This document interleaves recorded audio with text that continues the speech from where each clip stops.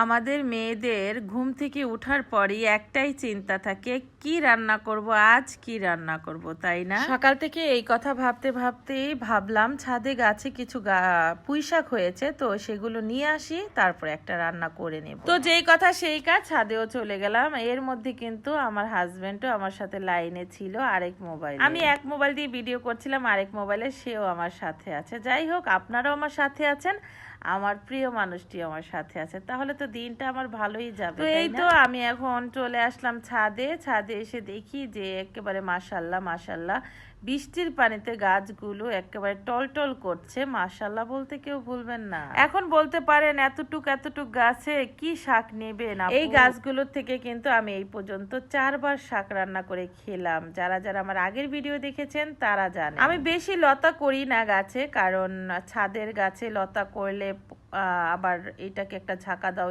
করে, এজন্য আমি অল্প থাকতেই খেয়ে ফেলি। এখানে কিন্তু একা আমার শাকও ছিল না, এখানে আমার বোনও কিছু গাছ লাগিয়েছিল। দুই বোনেরটা মিলিয়েই আজকে শাক তুলে নিয়ে যাচ্ছি আমি রান্না করার জন্য। আচ্ছা, এই শাকগুলো কি দিয়ে রান্না করলে বেশি ভালো হবে বলেন তো? তবে পুঁই শাক তো অনেক কিছু দিয়ে রান্না করলে ভালো লাগে, তবে আজকে আমি রান্না করব, আমার কিছুদিন যাবত খেতে ইচ্ছে করছে নোনা ইলিশ দিয়ে পুঁই শাক। এজন্যই আমি আজকে শাক নিয়ে নোনা ইলিশ দিয়ে রান্না করব। যত টাকা দিয়ে কিনে বাইরের থেকে শাকসবজি খাই না কেন, নিজের হাতের শাকসবজির মতো শান্তি কিন্তু ওইটার ভিতরে পাওয়া যায় না, তাই না? আমার কাছে এত ভালো লাগছিল, ভাষায় প্রকাশ করার মতো না, বিশ্বাস কর। শাকগুলো এখন নিয়ে নিচে চলে যাব এবং কোটা বাছা সব রেডি করে রান্নাও চাপিয়ে দিব চুলো। চলেন তাহলে আপনাদেরকে সাথে নিয়ে সব কাজগুলো করে ফেলি। একা হাতে সবকিছু করতে হয়। আজকে রান্না করব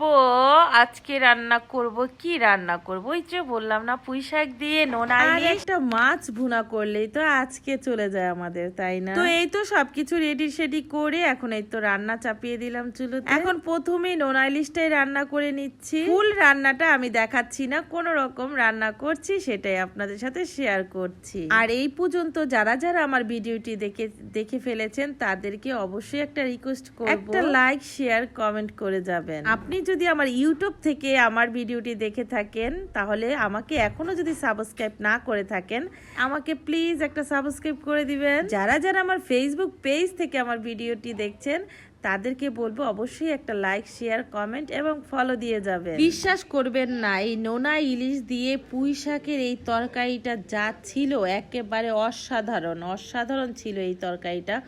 খুবই মজা হয়েছিল। আমি 2 দিন লাগিয়ে এই তরকারিটা খেয়েছি, কারণ আমি একা। খুবই টেস্ট হয়েছিল এই তরকারিটা, কারণ হচ্ছে ওই যে হাতে লাগানো আমার নিজের হাতের শাক, এজন্যই বেশি মজা লেগেছিল।